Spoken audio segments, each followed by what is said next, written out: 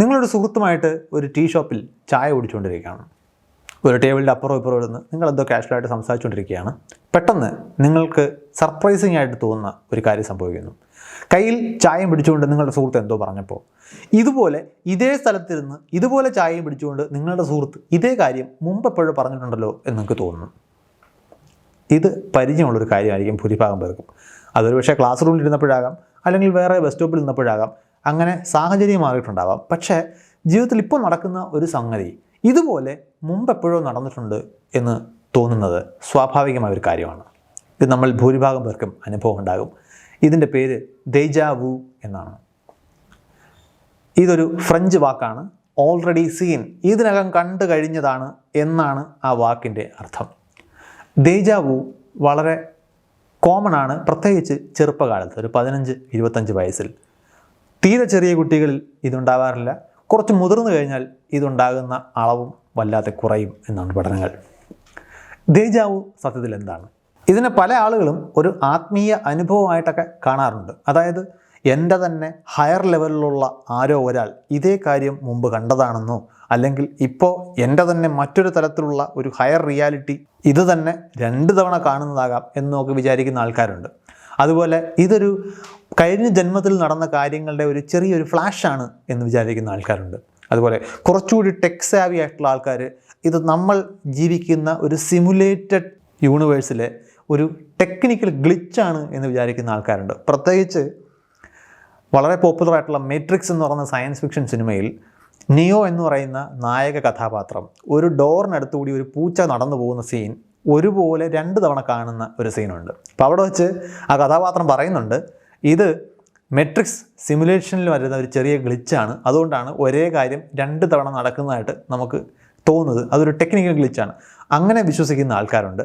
ഇങ്ങനെ പലതരത്തിലുള്ള പാരാനോർമൽ സംഭവങ്ങളുമായിട്ടും ഇതിനെ കണക്ട് ചെയ്ത് വിശ്വസിക്കുന്ന ആൾക്കാരുണ്ട്. പക്ഷേ സത്യത്തിൽ ഇതിനകത്ത് പാരാനോർമൽ എന്ന് വിളിക്കാവുന്ന എന്തെങ്കിലും ഉണ്ടോ? ഇല്ല. പക്ഷേ ഇത് തികച്ചും നോർമലായി നടക്കുന്ന കാര്യമാണ് എന്ന് വിചാരിക്കുമ്പോഴും എങ്ങനെയാണ് ഇത് നടക്കുന്നത് എന്നതിനെക്കുറിച്ച് 100% കൃത്യമായ അറിവ് നമുക്ക് ഇപ്പോഴും ഇല്ല എന്നുള്ളതാണ് വാസ്തവം. എങ്ങനെയാണ് ദേജാ വു സംഭവിക്കുന്നത് എന്നതിനെക്കുറിച്ച് പലതരം ഹൈപ്പോത്തസിസുകൾ നിലവിലുണ്ട്. പ്രധാനമായിട്ട് 3 പാർട്ട്, തലച്ചോറിലെ 3 പ്രധാന ഭാഗങ്ങളാണ് ഇതുമായിട്ട് ബന്ധപ്പെടുത്താറുള്ളത്. ഒന്ന് നമ്മളുടെ മെമ്മറിയുമായിട്ട് ബന്ധപ്പെട്ട്, ഓർമ്മയുമായി ബന്ധപ്പെട്ട ഹിപ്പോ ക്യാമ്പസ് എന്ന് പറയുന്ന ഭാഗം. മറ്റൊന്ന് ഈ ഇമോഷണൽ റെഗുലേഷനൊക്കെ ആയിട്ട് ബന്ധപ്പെട്ടിട്ടുള്ള നമ്മുടെ ടെമ്പറൽ ലോബ്, മസ്തിഷ്കത്തിൻ്റെ ടെമ്പറൽ ലോബ്.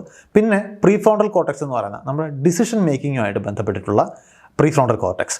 ഇത് 3ഉം തമ്മിൽ ഒരു ഉണ്ടാകുന്ന ചില കമ്മ്യൂണിക്കേഷനിൽ വരുന്ന ചെറിയ സ്ലിപ്സാണ് ഇതിലേക്ക് നയിക്കുന്നത് എന്ന് നമുക്ക് ഏതാണ്ടൊരു ധാരണയുണ്ട്. അതിലൊരെണ്ണം ഇപ്പോൾ പെർസെപ്ഷനുമായിട്ട് ബന്ധപ്പെട്ട സ്പ്ലിറ്റ് പെർസെപ്ഷൻ എന്ന് പറയുന്ന ഒരു ഹൈപ്പോത്തസിസ് ഉണ്ട്. അതായത് നിങ്ങളിപ്പോൾ ഒരു സീൻ കണ്ടുകൊണ്ടിരിക്കുകയാണ്. ഇത് നിങ്ങളുടെ മസ്തിഷ്കം തുടർച്ചയായിട്ട് നമ്മുടെ ഇന്ദ്രിയങ്ങളിൽ നിന്നും വരുന്ന ഈ ഇൻഫർമേഷനെ ഉപയോഗിച്ചാണ് നമുക്ക് ചുറ്റും നടക്കുന്ന റിയാലിറ്റി കൺസ്ട്രക്ട് ചെയ്തുകൊണ്ടിരിക്കുന്നത്. അപ്പോൾ ഇപ്പോൾ നിങ്ങൾ കണ്ടുകൊണ്ടിരിക്കുന്ന കാഴ്ച, നിങ്ങൾ കേട്ടുകൊണ്ടിരിക്കുന്ന ശബ്ദം, നിങ്ങൾക്ക് കിട്ടുന്ന ഗന്ധം, ഇങ്ങനെയുള്ള സെൻസറി ഇൻപുട്ട് അകത്തേക്ക് പോകുമ്പോൾ ഇത് ബ്രെയിനിൽ ഒരു തവണ രജിസ്റ്ററായി, ചിലപ്പോൾ ഒരു തവണ അത് പൂർണ്ണമായും രജിസ്റ്റർ ആകാതെ ഒരു വേഗ് ആയിട്ട് മാത്രം രജിസ്റ്റർ ആകുകയും ഒരിക്കൽ കൂടി പിന്നെ അത് രജിസ്റ്റർ ആകുകയും ചെയ്യുമ്പോൾ അബദ്ധവശാൽ ഈ ആദ്യം രജിസ്റ്റർ ആയതിനെ നമ്മുടെ മസ്തിഷ്കം ഒരു മെമ്മറി ആയിട്ട് തെറ്റിദ്ധരിക്കാം, അതായത് ഓർമ്മയായിട്ട് തെറ്റിദ്ധരിക്കാം. ഓർമ്മ എന്ന് പറയുന്നത് തീർച്ചയായിട്ടും നടന്നു കഴിഞ്ഞ സംഭവങ്ങളെക്കുറിച്ചിട്ടുള്ള നമ്മുടെ മസ്തിഷ്കത്തിൽ റീറ്റെയിൻ ചെയ്യുന്ന ഇൻഫർമേഷനാണ്. അപ്പോൾ ഇപ്പോൾ നടന്നുകൊണ്ടിരിക്കുന്ന സംഗതി ഓർമ്മയിലുള്ളൊരു സംഗതിയായിട്ട് മാച്ച് ആവുന്നു. അടിസ്ഥാനപരമായിട്ട് ഇപ്പോൾ നടന്നുകൊണ്ടിരിക്കുന്നതിൻ്റെ 2 റെക്കോർഡിങ്സാണിത്. പക്ഷേ ഒന്നിനെ മസ്തിഷ്കം ഓർമ്മയായിട്ട് തെറ്റിദ്ധരിക്കുന്നു. അതായത് പെർസെപ്ഷൻ സ്പ്ലിറ്റ് ചെയ്ത് കാണുമ്പോൾ നമ്മൾ അതിനെ ഓർമ്മയായിട്ട് തെറ്റിദ്ധരിക്കുന്നു. അങ്ങനെ സംഭവിക്കുന്നതാകാം ദേജാ വു എന്നൊരു വാദമുണ്ട്.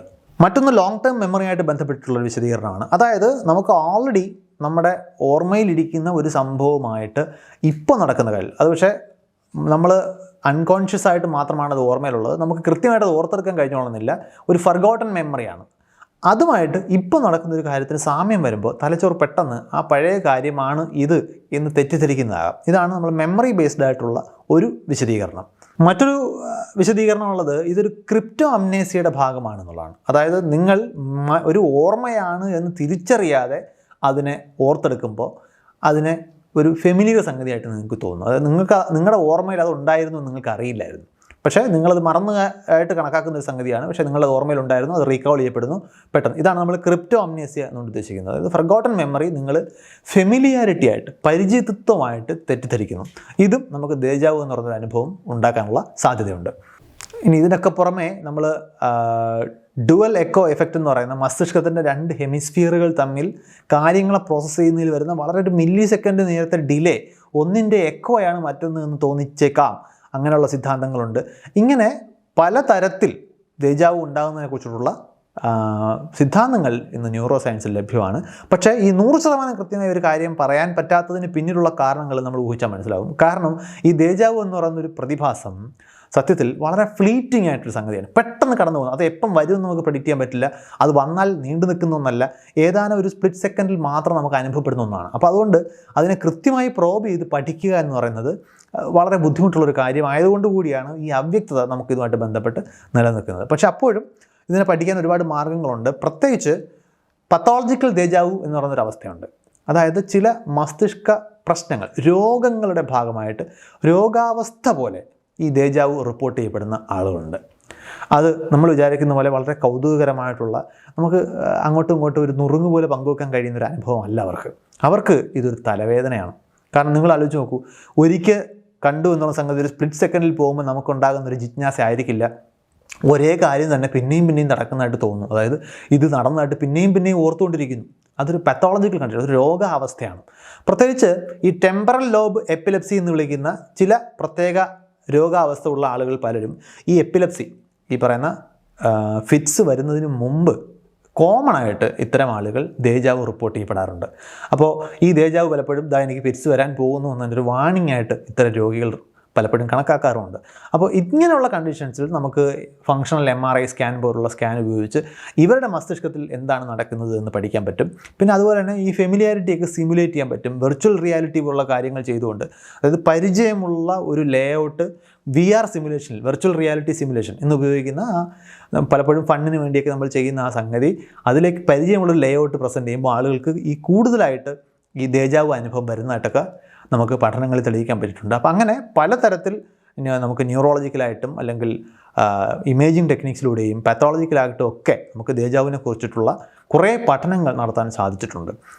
അപ്പോഴും ഇതൊരു ഫ്ലീറ്റിംഗ് ഇൻസിഡൻ്റ് ആണ്, പെട്ടെന്ന് നടന്നു പോകുന്നതായതുകൊണ്ട് തന്നെയാണ് 100% കൃത്യമായി ഇതെങ്ങനെയാണ് പ്രവർത്തിക്കുന്നതെന്ന് മനസ്സിലാക്കാൻ കഴിഞ്ഞില്ല. പക്ഷേ നമുക്ക് ഉറപ്പിച്ച് പറയാൻ കഴിയുന്നൊരു കാര്യം, ഇത് എന്തെങ്കിലും തരത്തിലുള്ളൊരു സൂപ്പർ നാച്ചുറൽ പാരാനോർമൽ പ്രതിഭാസങ്ങളുടെ ഒന്നും ഫലമല്ല, മറിച്ച് നമ്മുടെ മസ്തിഷ്കത്തിന് സംഭവിക്കാൻ സാധ്യതയുള്ള അനേകം സ്ലിപ്സ്.